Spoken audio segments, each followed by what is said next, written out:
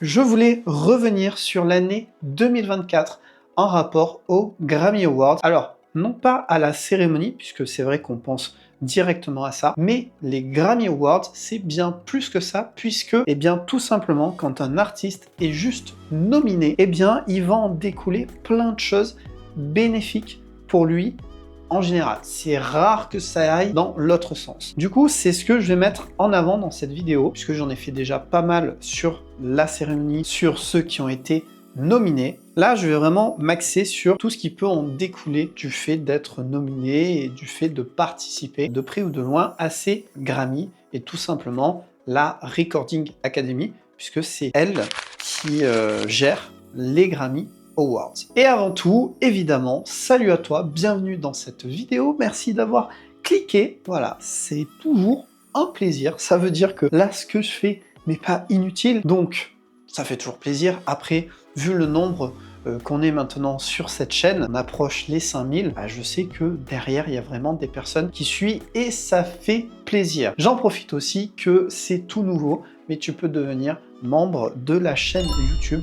Membre, c'est quoi? Tout simplement, ça permet de soutenir la chaîne, ça permet de me soutenir et ça permet que tu aies des avantages. Alors pour ça, j'ai fait une vidéo et il te suffit juste de cliquer sur rejoindre, t'inquiète pas, tu rejoins pas directement, et ça va t'expliquer les avantages que tu peux avoir. C'est 2,99 € par mois. Et puis, voilà, c'est vraiment pas obligatoire. J'ai mis ça en place parce que je me suis dit que ça pourrait intéresser peut-être des personnes. Allez!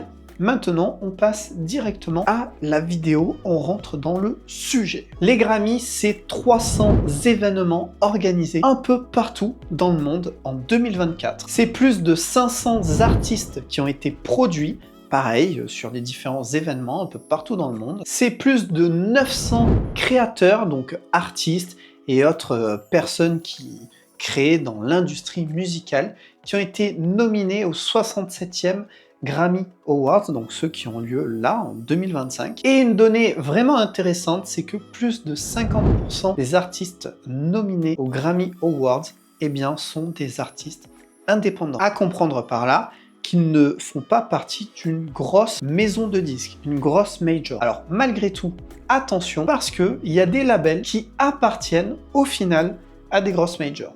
Mais je trouve que ce chiffre est vraiment important et intéressant à savoir, parce qu'on est habitué à voir les big stars comme Taylor Swift, Kendrick Lamar, Beyoncé, etc. être sur le devant de la scène, alors que non, il y a des artistes et des créateurs qui sont indépendants, moins connus, mais que grâce à cette cérémonie, à ces nominations, eh bien forcément, ça ne va que les faire monter plus haut. Alors, toutes ces infos que je te sors, c'est tout simplement un dossier que la Recording Academy a fait et a mis à disposition. Il est en anglais, je mettrai le lien en description si tu veux aller le voir. Il est très intéressant et du coup, je me suis dit, je vais en faire un condensé, déjà pour les personnes qui sont peut-être pas trop à l'aise avec la langue de Shakespeare, et puis le format vidéo, je sais que ça plaît des fois plus à certains que de lire. Donc toutes ces infos, tu pourras les retrouver dans ce dossier que je te mets en description. Voilà, je voulais juste préciser d'où venaient mes sources, je trouve que c'est important. Alors déjà, première chose, ce que tu peux voir sur cette image-là, c'est les opportunités offertes aux artistes après une nomination. Alors, il y a plein d'artistes, mais par exemple, le pourcentage d'augmentation du streaming pour Ariana Grande, pour Eternal Sunshine, il a été de plus 15%. Ensuite, il y a Beyoncé avec Cowboy Carter, donc qui a été son dernier album. Eh bien, elle a eu plus 21%. Et pour Carey Edge, elle a eu plus 62%. Tout ça en rapport aux nominations. Donc je trouve que cette augmentation est quand même importante. Plus 62%. Il y a aussi Rhapsody and Hit Boy avec Asteroid qui ont eu plus 103%. Pareil, dû aux nominations. S'il n'y avait pas eu ça, ils auraient pu avoir une augmentation, mais pas de 103%. Enfin, je pense pas. Et il y a également Idols avec Gift Horse qui a eu plus 88%. Donc là déjà, tu peux voir que une nomination, ça peut vraiment t'apporter, là c'est même plus un coup de pouce, là c'est carrément un ascenseur qui te lève directement au sommet, ou en tout cas qui t'aide à l'atteindre. Et ce pourcentage-là, c'est pour la musique, le streaming, mais pas seulement, ça va être pour tout ce qu'il y a autour. Par exemple, ça va te permettre de faire des concerts, voire des tournées. Tes billets, le nombre de billets vendus va forcément augmenter. Le merch aussi, tout ce que tu vas vendre en goodies, en vêtements, ce que tu veux, forcément ça va exploser. Tu vas gagner plus d'abonnés aussi et tu vas donc agrandir ta communauté. C'est vraiment tous les pans qu'un artiste peut avoir qui vont vraiment évoluer. Ça n'est pas juste plus 100% d'écoute sur les plateformes de streaming ou ce genre de choses. Non, là, ce que je te parle, c'est vraiment, il y a tout ce qu'il y a autour qui va évoluer aussi. Et par exemple, tu peux avoir des maisons de disques, grosses ou plus petites, qui vont se rapprocher de toi pour te signer. Te signer, ça veut dire quoi? Ça veut dire te proposer un contrat pour que tu puisses faire des projets. Alors ça peut être au début un petit contrat ou un contrat pluriannuel, donc sur plusieurs années. Ça peut être un contrat qui peut être plus ou moins intéressant. Mais voilà, ce que je veux dire, c'est que ça peut apporter à la fois des opportunités, mais ça apporte également vraiment un élargissement sur ta position d'artiste. Ça t'augmente vraiment pour des gros artistes et des artistes moins connus. Alors tout à l'heure, je parlais d'événements. Eh bien, la Recording Academy, donc ceux qui gèrent les Grammy Awards, ils ont fait plus de 262 événements pour aider les artistes, les créateurs, et c'est plus de 23 000 justement artistes qui ont pu participer à ces ateliers, à ces événements pour pouvoir améliorer leur stratégie de développement de carrière, pour pouvoir les aider sur comment trouver un label, ce genre de choses. Tout simplement pouvoir faire le développement professionnel de l'artiste. Et ça, c'est uniquement en 2024, je précise. Je trouve que c'est quand même énormément d'événements qui ont pu être faits et surtout énormément d'artistes qui ont pu y participer et grâce à ça, tout simplement pouvoir se développer. Là, on ne parle pas forcément de faire de scène, non, on peut parler juste d'apprendre à comment créer un concert ou comment se produire dans un concert, comment trouver un manager par exemple, ou peut-être même comment devenir manager, puisque artiste créateur, vraiment dedans, il y a tout ce qui gravite dans cette industrie musicale, donc évidemment, tu te doutes bien, il faut des artistes, mais il faut aussi des ingé-sons, il faut des managers, il faut des directeurs artistiques, etc. Donc voilà, tout ça, on comprend toutes ces personnes-là. 5, là c'est un petit chiffre, mais c'est le nombre de lois que la Recording Academy a contribué à faire passer. Et oui, puisque la Recording Academy est vraiment sur tous les ponts, elle essaie vraiment d'améliorer vraiment chaque facette de l'industrie musicale. Résultat, pour ces 5 lois, eh bien, les créateurs de musique du Tennessee, de l'Illinois et de la Californie bénéficient désormais de protections essentielles contre l'utilisation abusive de l'intelligence artificielle. Ça, tu le sais, c'est un sujet que je traite beaucoup sur la chaîne YouTube, c'est un sujet important et 2025 sera une année, je pense, charnière sur la suite par rapport aux IA. Donc là, c'est bien, ils ont contribué sur ça, mais pas seulement, puisque les artistes et les fans du Maryland et du Minnesota sont protégés des pratiques d'exploitation utilisées par certains courtiers et revendeurs de billets, établissant ainsi une norme puissante à l'échelle nationale. Donc là, à comprendre, c'est par exemple une autre loi qui va protéger pour que les billets n'évoluent pas au niveau du prix, j'imagine, ou qu'il y ait des seuils maximum qui ne peuvent pas dépasser pour vendre des billets aussi. Donc comme je dis, il s'occupe vraiment d'un petit peu toutes les facettes. Le côté du public pour les protéger, puisque c'est normal. Si le public peut acheter ses billets à un prix raisonnable, à un prix normal, eh bien qui c'est qui va être gagnant par la suite? Ça sera l'artiste et donc toute la chaîne qu'il y a derrière, les producteurs, etc., etc. De toute façon, c'est une chaîne avec des maillons. Donc je trouve ça intéressant parce que c'est pareil, encore une fois, dis-moi dans les commentaires, mais est-ce que toi, quand tu penses Grammy Awards, tu penses déjà à tout ce que je viens de te dire là? Eh bien, pourtant, c'est le cas. Même si le terme, c'est pas Grammy Awards pour le coup, mais la Recording Academy. Mais tout est lié, encore une fois. Et on reste justement encore dans la loi, puisque la Recording Academy a soutenu 20 lois, que ce soit aussi bien au niveau des États que fédéral. Tu sais que les États-Unis, c'est différent que chez nous en France et que dans d'autres pays. Chaque pays fonctionne à sa manière. Donc là, c'est pas la Recording Academy qui a lancé ces lois, on va dire, pour qu'elles soient mises en place. Elles ont là soutenu des politiciens, j'imagine, des artistes qui ont voulu faire passer certaines lois, et donc là on est sur 20 lois qu'elles ont contribué à ce qu'elles puissent être mises en place. Et justement, si on regarde un petit peu plus près sur quoi comporter ces lois, c'est foncièrement la même chose que celles qu'elles ont pu faire passer, puisque c'est sur l'expression créative, l'IA et la billetterie équitable. Donc c'est dans la même veine que les 5 qu'elles ont réussi à faire passer. Je dis elles, mais c'est la Recording Academy, hein. Et tout simplement parce que tu peux peut-être faire passer ça au Tennessee, par exemple, comme je l'ai dit, mais il y a d'autres États, si c'est pas passé, ils pourront vendre les billets au prix qu'ils souhaitent, par exemple, ou que les artistes ne soient pas protégés par l'IA. Et j'ajoute, et je les cite d'ailleurs sur ce qu'ils ont dit, ces efforts jettent les bases d'une future législation qui protégera les moyens de subsistance des créateurs de musique à l'échelle nationale. Et ça, je trouve ça très très bien, puisque le but, c'est vraiment à terme,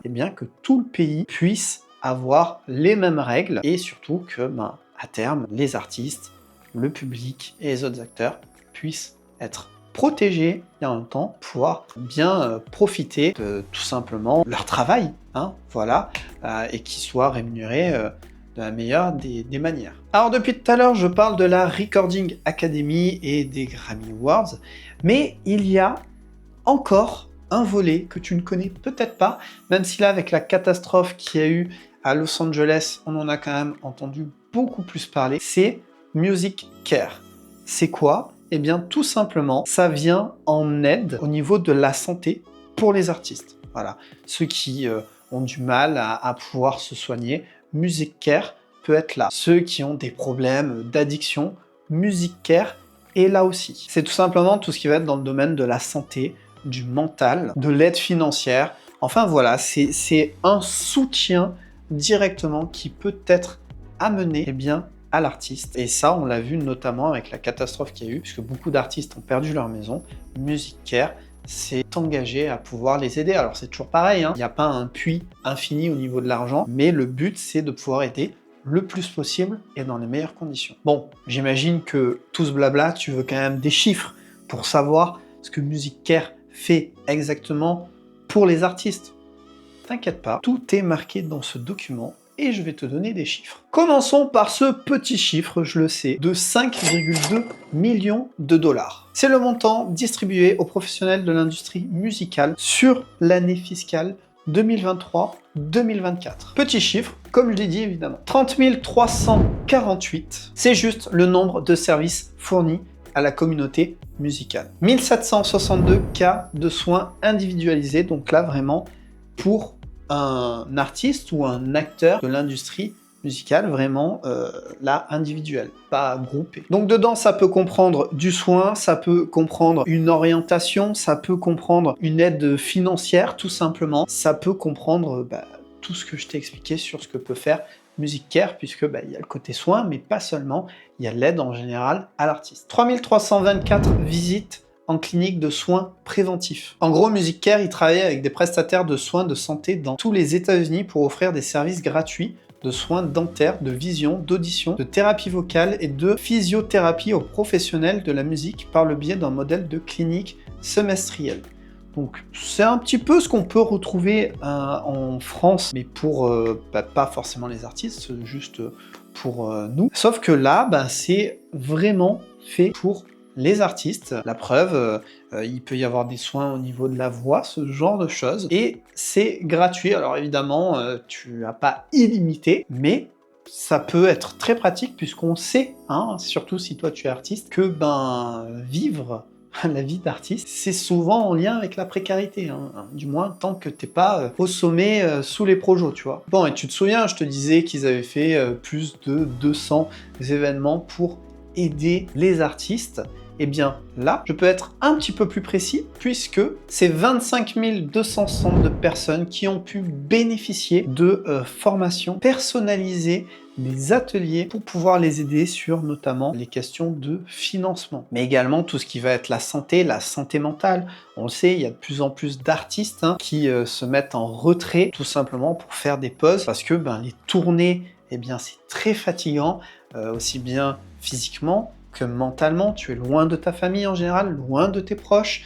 C'est paradoxal parce que tu ressens un amour énorme quand tu es sur scène avec tes fans, mais dès que ça c'est fini, même si tu es avec ton équipe, eh bien tu te trouves très très seul aussi. C'est vraiment paradoxal. Après, ça le fait pas pour tous les artistes, qu'on soit bien clair. Et je l'ai dit aussi, mais voilà, tout ce qui peut être problème d'addiction, eh bien, c'est pareil. Il y a des réunions sur ça, il y a des genres de formations pour aider si tu as une addiction, ou pour éviter que tu tombes dedans aussi. Bon, et d'ailleurs, vu que je parle de Music Care, autant que je précise aussi qu'ils ont étendu la portée de leur offre de service en 2024, puisque le lancement de nouveaux programmes de bien-être financier, tels que le coaching financier individuel et l'accès gratuit à une application de gestion d'argent. Ça, je trouve que c'est vraiment bien, pour le coup, cette appli de gestion d'argent. À voir à quoi elle ressemble, mais l'idée est vraiment sympa. Accès accru au traitement de désintoxication en milieu hospitalier et aux options de vie sobre, ainsi qu'au coaching de responsabilisation virtuelle. Alors, coaching de responsabilisation virtuelle, j'imagine que c'est peut-être en rapport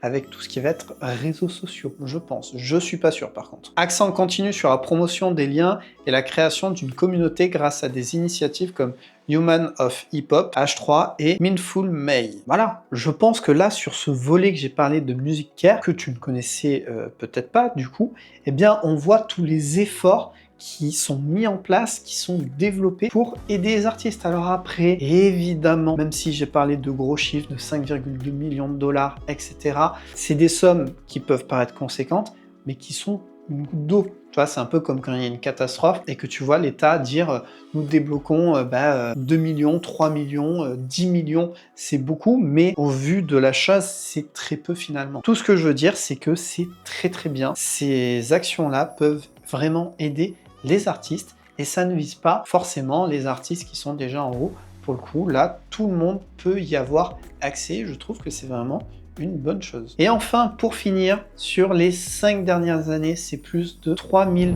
femmes inscrites et votantes au sein de la Recording Academy. C'est plus de 38% de personnes de couleur qui également sont membres et votent au sein de la Recording Academy. Donc les votes, c'est en lien avec les Grammy Awards. Et depuis 2019, c'est tout simplement plus 66% de membres en plus à la Recording Academy. Et pour finir par rapport à tout ça, je vais citer un texte qui est dans le dossier de la Recording Academy. Cette année, l'Académie est prête à étendre son impact. Rien qu'en janvier, nous avons collecté des millions de dollars pour soutenir les créateurs et les professionnels de la musique dévastés par les incendies de forêt de Los Angeles. Dans les mois à venir, nous continuerons à défendre les droits des créateurs de musique, à leur fournir des outils et des formations pour faire progresser leur carrière et à célébrer les talents émergents de notre communauté de plus en plus mondiale. La musique est au service du monde, nous servons la musique. Voilà ce que j'avais à dire sur la Recording